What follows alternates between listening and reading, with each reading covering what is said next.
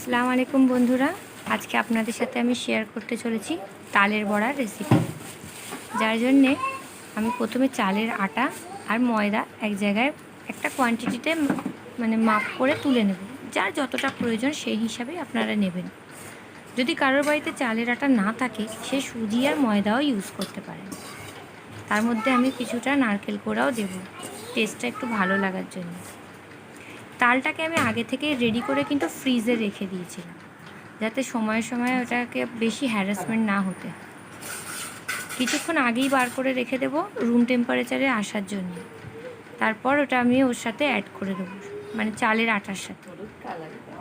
সবগুলো একসাথে মিক্স হওয়ার পর ঠিক এইভাবে দেখতে হবে জিনিসটা। এটা আমি কিছুক্ষণ রেস্টের জন্য রেখে দিয়েছিলাম। এতে চিনি দিয়েছি আর সামান্য একটু নুন অ্যাড করেছিলাম, একদম সামান্য। কড়াইতে তেল গরম হওয়ার পরে